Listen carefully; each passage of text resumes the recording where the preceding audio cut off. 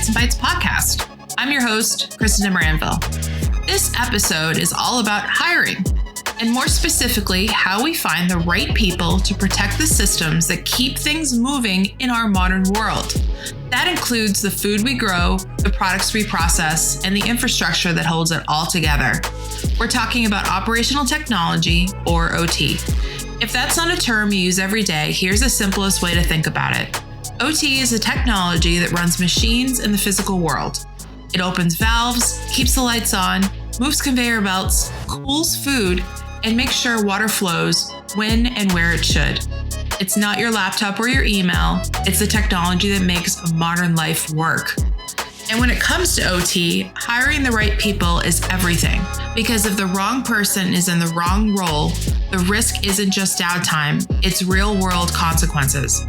In sectors like food and agriculture, that can mean safety issues, broken supply chains, and serious impacts on communities we serve. Let's get into it. Awesome. Well, I'm excited because this has been like a conversation we've had for a bit. We're going to be talking a little bit more about recruiting in this episode, and I'm going to let our guests talk about their favorite food and favorite food memory first, and then we'll go into introductions per usual. So go for it. Nice. So favorite food is a difficult one because I like nearly all food, but I'd say Spanish small plates. Tapas? Yeah, tapas. That's what you call it. Yeah. Yeah. So tapas, yeah. So tapas is definitely the one for me. But I know that it's not really a specific food. It's more a way of, serving preparing food. Yeah, exactly. So what? Yeah, that's number one. And do you know what? I'm sad tapas isn't really a thing in Austin. I haven't seen much, and maybe I haven't sought it out specifically, but I'd definitely like to be in some tapas right now. Well, if any of the listeners know of any good tapas places in Austin, make sure you hit me up. Shout out your friend. Absolutely. I mean, I forgot that it was called tapas because I haven't had it for so long. So I've definitely got a tapas craving right now. Well, I know plenty of good tapas places that are not in Austin. So whenever you travel out, we'll make sure you get taken care of. Just send them over. I'll do a trip specifically for the tapas. Oh, it's great. It's great. And do you have a favorite food memory? Does it involve tapas or is it something else? Yeah, so I was in Madrid, I think it was last year. And I mean, that place is underrated. Everyone talks about Barcelona. Barcelona's great. It's got a beach. We get it. But Madrid is incredible for food. They've got this market, open air market, the best oysters that you're going to have ever. And there was also a restaurant called La Concha that just did like tapas, small plates.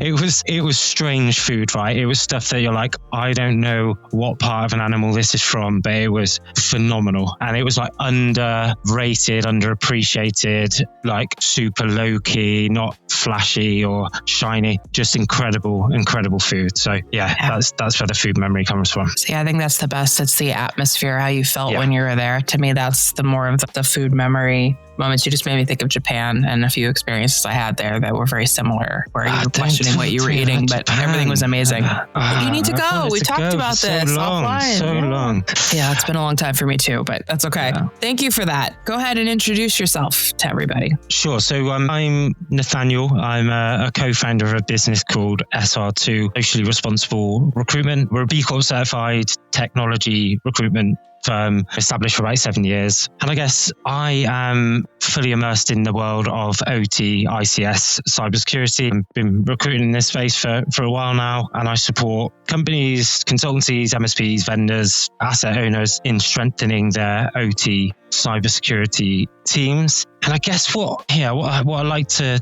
think makes me a little bit different from like other recruiters in this space. There aren't that many OT recruiters in this world, so kind of one of a few. But this isn't a means to an end for me. It kind of goes further than that. Like if I just wanted to play the transactional game and put bums on seats, there are a ton of other spaces I could be in, AI being one of them. But I've kind of fallen in love with OT, ICS. I love the community, and I also feel... So someone said to me, it was an OT engineer in the energy space. He said, I feel like I'm doing a public service for my company, for my country. And I was like, that's such a good way of looking at OT. Like, if I really do feel that is the case, because if Austin Energy or some like these big transmission or energy companies get hacked and they shut down energy in a city or in a state, like we're in trouble. Like hospitals will lose power and like critical infrastructure will lose power, and it will cause widespread panic and chaos, pandemonium. So like I can't say that I'm quite at the tip of the spear like you guys who are actually doing OT are, but I'm in there. I'm like, when companies are struggling to hire the right talent and I'm putting the right people in those positions, I do feel like I'm contributing somewhat to this ecosystem, and that makes me very happy. So yeah, that's kind of a little bit about my focus on OT. I'm happy to kind of lift the lid on that and go a little bit deeper. Well, I think we should track back just a little bit, because Sure. We're talking about Austin, but your accent doesn't reflect Austin. So people probably want to know how you got from here to there. No, I'm from Austin, born and bred. Been here for 38 years. No, I'm from a little island called the United Kingdom, a couple of islands, and I'm from Bristol, which is on the west coast. We speak like farmers. If you need a barometer of UK accents, I'm sorry for all the farmers that might be listening. He's not trying to be a jerk. He's actually means that with love. Yeah, absolutely. A little bit of a farmer twang, and because the West Country is kind of beautiful, green, or at least it was. So yeah, from the UK, I moved to the US about 10 months ago, but I've been working in the US for about 2.5 years. Been operating here for about 2.5 years. I was doing late nights out of the UK, working in the US market. Easily the worst 2 years of my life. But anyway, let's not dwell on that. I'm here now, and that's the main thing. Yes, it's great. Thank you for that, because I just didn't want everybody to be confused that Austin had a British accent. That would be very strange. So.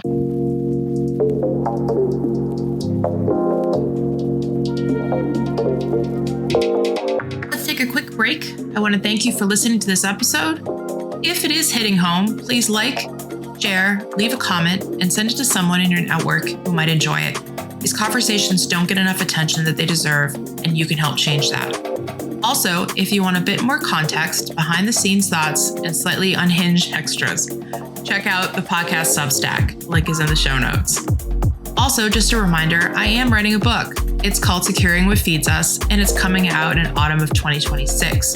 You can sign up for updates and some fun surprises at the link in the show notes. I'm also sharing my writing journey, thoughts on cybersecurity, OT, food and agriculture, and the occasional rant over on my personal Substack. That also is in the show notes. All right, let's get back to the conversation. That's great. I do think that you're part of the OT community. I don't think you sit on the peripheral. I think that you're in it because you're helping to move the pieces around and get people to where they need to be and better suited for their roles. So I completely consider you part of the community. I think the community considers you part of the community. Thank you. I saw zero weirdness when we were at, all the OTICS conferences this past year. So I think you're part of it. If anything, you probably have a more interesting perspective because you see a little bit of everything, right? It's because you got different sectors and different regions, and you kind of see people in a different way, whether it's federal or private and all kinds of other things. Also, you probably get an interesting perspective as well because the different countries interacting with different aspects of OT. I know we're very close with our Canadian colleagues. So that also, I always find that adds to my knowledge set big time because of the way that they're trying to do things and how we're trying to do things. Because there's no borders for us. We don't look at it like that in OT, for sure. And I like that person's quote. I always say it's not about the data, it's about safeguarding lives. I probably should put that on a t-shirt at some point or trademark it, but it's true. It's true. That's what we do. And it's such a joy to be in this industry. And I love that I serve food and ag. I think that for me, I keep people fed and safe and thriving, and it feels good. And I know the people in oil and gas feel the same way about that. And it's great. So it's awesome. Yeah. So why don't we talk a little bit about what it's like to be a recruiter in the OT space? Because I know a lot of people listening here are OT, and I know a lot of people are in critical infrastructure. That includes all the food and agricultural people that are listening. You are critical infrastructure. Let's talk about that. Like, what kind of person are you looking for in this industry in general? Yeah, good question. Look, it's not really like one type of person. One thing that I learned quite early on about OT is how broad it is as a niche, but it's still a big surface area, and there's lots of different skill sets within this space. So I could be looking for like an OT threat hunter one day. I could be looking for kind of OT consultant working for one of the big consultancies the next, right down to right down to kind of roles that touch IT, OT, and then have like a kind of a foot on either side of the fence. So it really is broad. In terms of like I don't want to say like the best people I've placed, but like the people that tend to get like the best response from my clients are those people who have done the shop floor, who've kind of, they've interacted with control systems like in a shop floor environment. They've worn steel toe cap boots and when Nomex suits and hard hats, and they've seen it. They've seen it in real life. They know what it's like from a tangible perspective, and then they've progressed into cybersecurity. So it could be like a controls engineer or automations engineer, and they've progressed into OT cybersecurity. Like that tends to be the people that get the best reception. That said, like it doesn't mean that if you've come from like your route to OT is different. It doesn't matter. It really doesn't. Like there's a ton of people who could do OT. I think there's a ton of people that want to do OT, and I think we do need to keep the bar high for obvious reasons, because there's big differences between the IT folk and OT folk. But yeah, there's lots of routes in the OT ecosystem that people can explore if they're trying to get in. Hopefully that answers your question. I've gone off on a bit of a tangent. Yeah, no, you did great. That's actually, and you were making me think that it comes down to trust a lot. You can't have an OT individual go into a production area, regardless of what industry it is, without knowing how to be in that production area. That's something you can teach and train, of course, absolutely. But if you're hiring someone for a specific role or a senior type role, they need to know how to be. And I often say that, especially with the newcomers that are coming in. First time I said, you need to go on some factory tours. You need to start to understand how things work, how the yellow line is, don't get off it kind of thing. And wear your PPE, whether that's a hairnet or steel toe boots or whatever has to happen. There's something about being in an industrial environment or on a factory floor that sort of feels, and I know a lot of the OT people are going to be like, yeah, in a second when I say it, but it sort of feels like, coming home in a way. It's like a big community of people and everybody's got a different role, and somehow it all just seems to work. And it's kind of magical in that regard. But the fact that you get to sort of be part of the ecosystem, but also one of the most important parts of it is really, I think it's an honor to be able to do that. And I think that's the difference between like certain types of roles inside these environments is how people are perceiving it.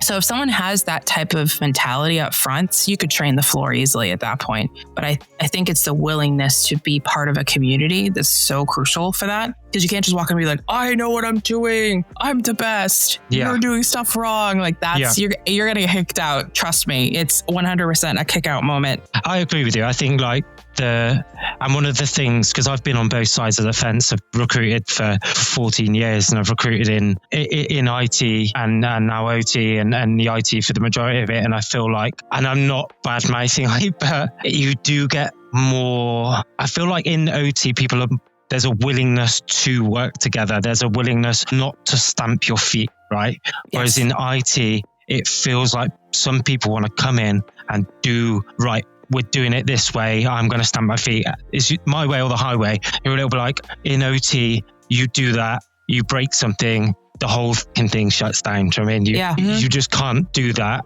And maybe that's why OT is the way it is, and why it's not going to work for everyone who's come from like an IT background. But the ecosystem is just awesome. Like it just super welcoming. There aren't that many assholes. I mean, there may be a couple, but hey, you can't be perfect. That's for a different episode. Exactly. I think you made me think about it a lot because I try to compare and contrast a lot when it comes to different sectors, especially since I'm in food and ag. And there's an inherent distrust nature to agriculture. And that's not a negative thing. I'm not saying it's a bad thing. Yeah. Just farmers like to stay to their own communities because they trust that community and they get help from that community, and they also help in that community. The OT community feels like that to me. We generally distrust everything on the outside, but we're going to welcome you in anyways and try to work with it. And I do think that is why we're uniquely suited for critical infrastructure, because we have to sort of distrust things, but also be welcome to different ideas because we're system thinkers and understand that everything is in a sphere. And if you mess up something on one side, the other side's going to get banged up as well. And we also know that you could sneeze 10 miles away from a facility and production will shut down. So the running joke is you could trip over the sidewalk or the pavement somewhere else in another country and it cuts your production off. It's like a running joke, like all these little jokes that we have, so many different subtle nuances, and you have to be open and adaptable and ready to be flexible when something weird happens. We've all had weird things happen, and stuff that just makes us laugh now, but at the time it was horrible. You know what I mean? Or trying to understand why a user would do that caused that to cause this to potentially hurt somebody, by accident, of course, or even intentionally for that matter. And it's so fascinating that you say that, because it made me think of it immediately.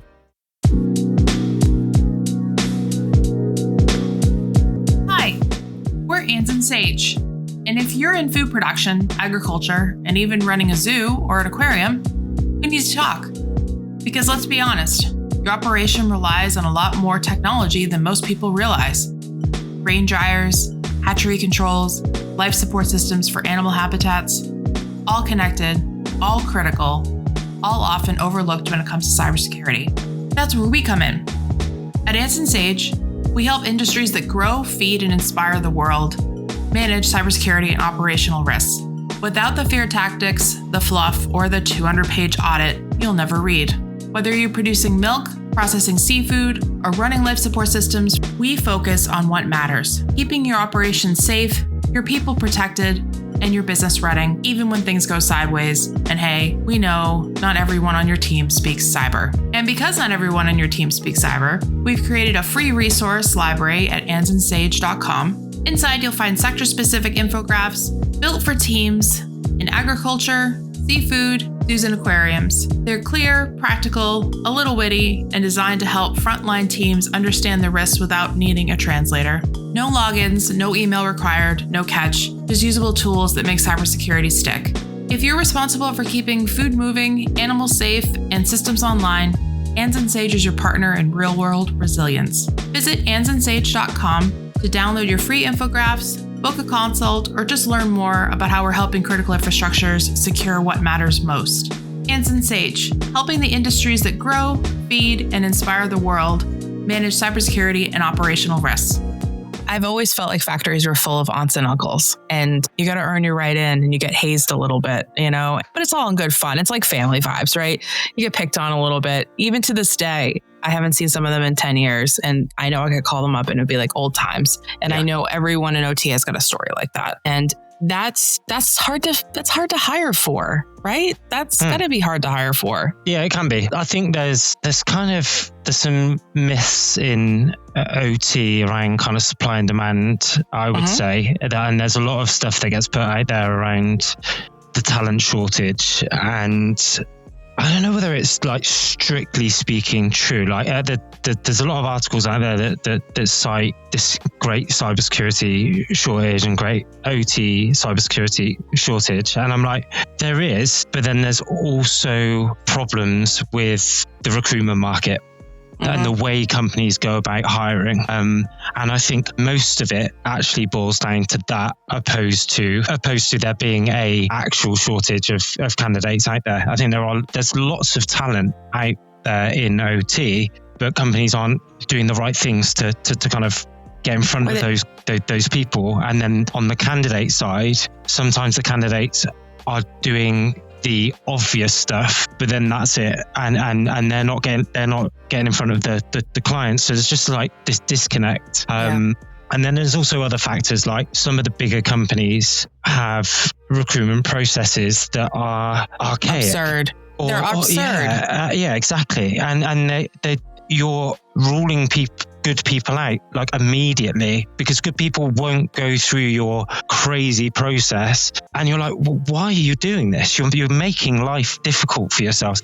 There's one company in particular, right? And I won't name any names naturally, but there's one company in particular, and I've been working with them for a little while, and the candidates that I'm sending to them, so they've got a bunch of open recs, and the candidates I'm sending to them are candidates that are in their system. They don't know that they're in their system, and it blows my mind. And that's just an example of it being disjointed. And there are a dozen other examples of the recruitment process being disjointed and it's causing issues. And then you throw in AI and the impact that AI's had on the recruitment processes, and candidates being ruled out because they don't have the right keywords in their resumes. It's chaos out here. I understand from a job seeker perspective. I understand how frustrating it must be. Like, you apply for dozens of roles and you don't hear back, and we need to do better.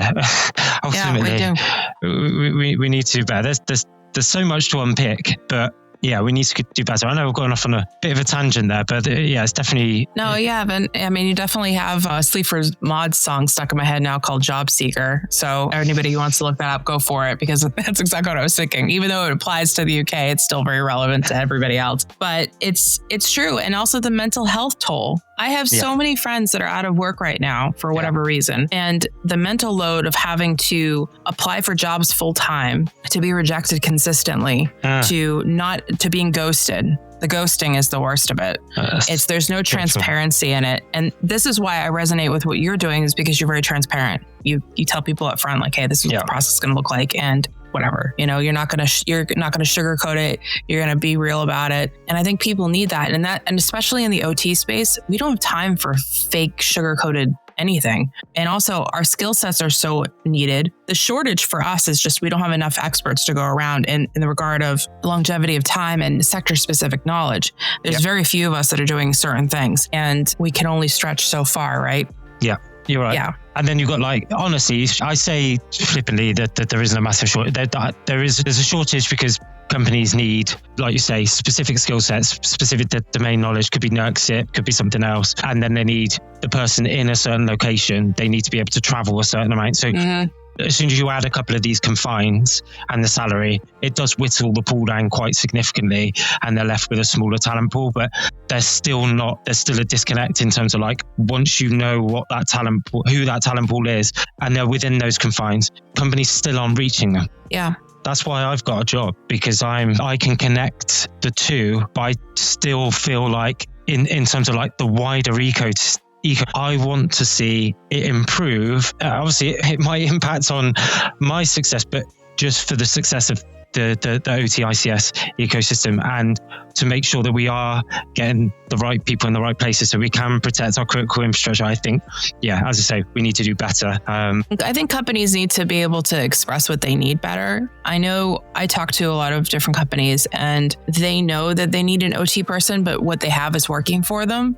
So they're a little nervous about, like, I don't know, rocking the boat, if you will. Or they are describing roles to me in other places. I'm like, well, that's OT. And they're like, what's that? And I'm like, there needs to be, I know this is going to sound ridiculous, and I'm sure I'm going to get a little backlash for this, but we almost need standards in the way that we communicate jobs within critical infrastructure. And I realize in some ways we have that, but we also have it on a community side within our community and not, like, on the outside, because I don't know how many times I have to explain what OT is to people or what ICS is.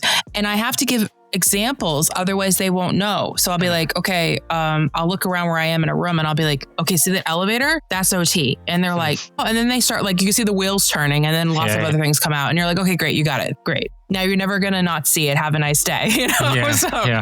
And it's hard that we don't realize how our modern world works, and even our companies, like that really, like, that blows my mind a lot. But then again, we don't need to know what it is. It just works. Like, we walk in, we flip a light, and yay, it's hooray. Or we go to the grocery store and we get whatever we want, and there's no seasons, and we don't know how our food got there, or how it was made, or who did what and things. It's just amazing to me that we've gotten to this place as a species that we don't have to worry about the kind of stuff in our modern first world countries. I don't know. There's just something about it that sort of bothers me, that I have to keep explaining what things are like that. And we'll have to probably for my entire career, and that's okay. Yeah, absolutely. But pre-OT, honestly, I hadn't given this stuff that much consideration. And then it's kind of a blessing and a curse when you open Pandora's box and you're like, right, all of this stuff is at risk, and all of this stuff is being attacked, like, all the time. Great. Yeah. I have a lot of conversations with people that say things like, oh, I'm just this small little rinky-dink company, and wherever, nobody's going to attack me. I said, but yes, you have the same systems as the big players. If one thing gets popped, don't kid yourself for half a second. If they can make some money off of you, they will.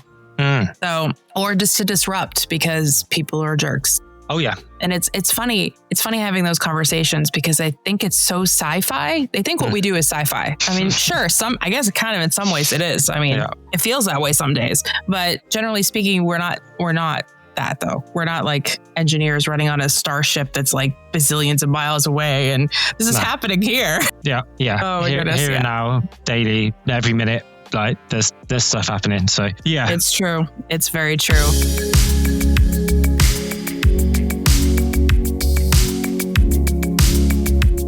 Try managing industrial cybersecurity risk with spreadsheets. Yeah, we've been there too. At Anson OT, we're changing the game for OT risk management. No more clunky tools, no more siloed data, just a smarter, faster, and usable way to understand and reduce your risks, whether you're in food production, energy, manufacturing, or anywhere critical infrastructure keeps the world running. Built by folks who've lived the pain, literally conducting OT risk assessments worldwide, Anson OT brings together cybersecurity, safety, environmental, and industry-specific standards in one clear, intuitive platform. We're the first to combine AI-driven insights with scenario-based modeling so you can not only see your current risk, but also be prepared for what could happen next. And with built-in playbooks, you won't be left scrambling when things go sideways. It's everything industrial cybersecurity management should be. Simple, smart, and swift. Learn more at ansonot.com and see why critical infrastructure leaders trust us to help them stay operational, safe, and resilient. So tell me what you're working on now. Good question. So despite everything that's happening, and obviously there's the Fed, and despite that, I'm still seeing growth in consulting, in the consultancy realm, particularly on the commercial side, naturally. So I'm working at the moment on lots of kind of senior level consulting positions. So people who can kind of straddle the technical and commercial, they're the sort of skill sets that I'm kind of that are in demand at the moment. But then also, quite strangely, there seems to be a lot of demand for OT leadership talent at an asset owner level. And I can't put my finger on why that is exactly, because if we rewind back 12 months, there was like a distinctive like middle management push out of OT. So there were lots of people, OT managers being let go 12 months ago, and now it feels like the opposite is happening, and there's lots of demand for OT managers. What I have seen in the recent requirements is they're calling them OT IT managers, and I'm like, are they trying to like double up and be like, right, we'll just give this person both of these things, these big different like important parts of our business? And I don't know, maybe that's not the case, but that's kind of what I'm seeing.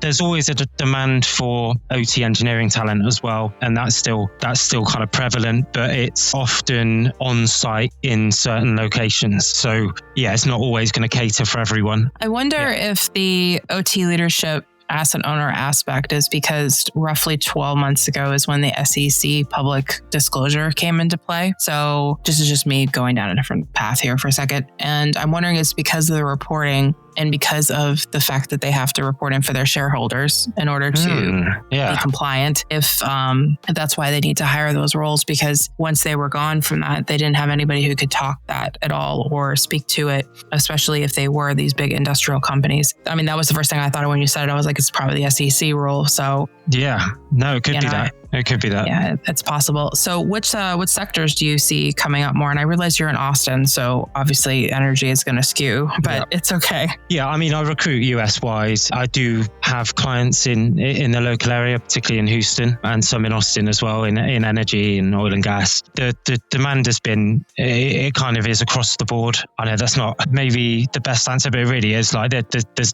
right now, if you jump on a job board and you look for OT skill sets, you'll see manufacturing, you'll see rail, you'll see other parts of transportation, energy, MSPs, consultancies, vendors, the whole shebang. So it really is kind of widespread. But I think where you'll see repeatable roles come up is probably like consultancy, MSP, vendor, and I've kind of aligned myself more in that space than asset owner. I do asset owner, and I do support asset owners. Done some amazing work with some like energy companies, renewable companies, oil and gas, but like companies like Nozomi's and Dragos, they're kind of experiencing pretty significant growth at the moment. So those vendors in the OT ecosystem are good places to look if you are in OT and looking for a new role for sure. Oh yeah, absolutely. And it's good to see growth. I think it's good to see growth. Think back like 10 years ago when the market was sort of just stale. Nobody really knew what to do with OT yet. We still were sort of, unless you were in certain situations, obviously. But I think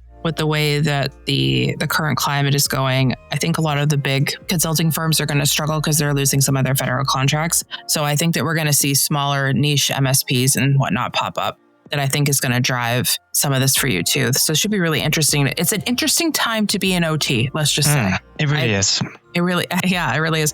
And I think it's wild that people actually can get like their college degrees in OTs now, which is, I'm still having trouble with people getting their degree in cybersecurity because I'm like, wait, what? But it's still, it's interesting that now people are walking out with PhDs and, ICS and things like that. And I think it's incredible, but what are you going to do with that? I want to know. I want to know what you're going to do with it. Like what kind of cool research are you going to do that you're going to share with the rest of us so we're going to be even more secure? Like, tell me. I get excited about like geeky things like that. I'm like, I want to know it all. But this is great. I love that you are doing this. I'm glad that we connected when we did, and then we had actually met up at some conferences, and then LobbyCon. Yeah, LobbyCon's great. But awesome. I think that the people that you're placing are just going to enhance the community even more. So like I said, you're so part of it. And going back to like the food and ag part for a second, the way our community works is very similar to that, and how it's building of trust and it's building of experienced trust and moving through that community aspect in such a way that it's enjoyable. We deal with life-threatening, very serious things every day. But the fact that we all can, have a laugh, have a beer, relax, and have a good time, and then share some war stories and have those stories of bloodstained t-shirts and production floor mishaps and craziness, and what we think about things that are going on in the various countries that we all live in and backgrounds, but we come together and all that knowledge is just collected and it just pays forward to everyone in the industry. Yeah. Because at the end of the day, we want people to live their modern lives without having to think about it. And I'm glad that you're part of it. And I'm glad that recruiting is niching down too, because that's so special. Because you can't just throw bodies at this. It's not going to work. You can do that in IT. That's fine. Back in the day, you really couldn't though, in IT way back in the day. Yeah. It was super specialized. But now, with AI and everything being automated, you probably can throw bodies and it's okay. It's such an interesting and special world. So I'm so glad you're here. Thank you. And I'm glad that we met. I've always had a good time talking to you in general. And we'll have to find some tapas for you. Yeah, definitely. Absolutely. Some tapas. Please do. No, but thank you. It's been, it's been great. And it's been great. It was great to meet you in person. And it felt like we hit it off straight away. We were talking about a certain pirate and his medical issues. It wasn't the conversation that I thought I was going to be having straight off the bat in Tampa. I feel like most people say that to me, unfortunately. No, but what I think is great is like the fact that we connected right away too, partly because I have an affinity for the UK, as no one's surprised. But we had connections in places we didn't expect, which I love that. I love that the world is so interconnected like that. It's so cool. Yeah. Yeah, it is so cool. And I also love that, you got a chance to meet all the cool people that I enjoy being around and more, and for that matter. Yeah. So I'm really glad that you're here, and I'm glad that we're all on the same mission together. But this has been awesome, and all of your information is going to be in the show notes so everybody can find and reach out to you. And I'm sure you're going to get 1,000 DMs because good luck. But any of your recruiting needs and things like that. And also, you're just fun to talk to. So please reach out. I appreciate that.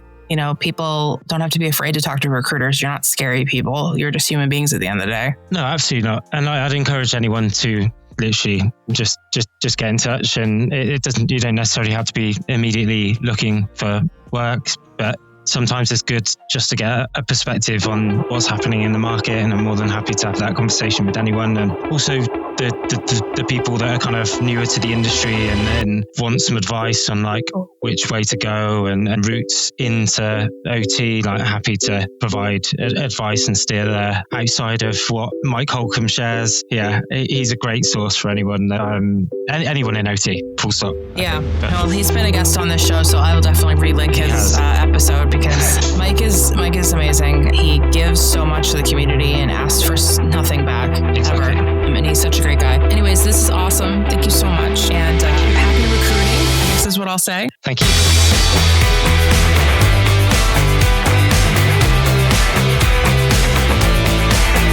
That's a wrap on today's episode. Big thanks to Nathaniel for his conversation, and also to all of you for tuning in. If you liked what you heard, do me a favor, please, and like, comment, and share it. You know the drill. It helps people find the show, and it tells the algorithm overlords that this stuff actually does matter, because it really does. Until next time, stay safe, stay curious, and we'll see you on the next one. Bye for now.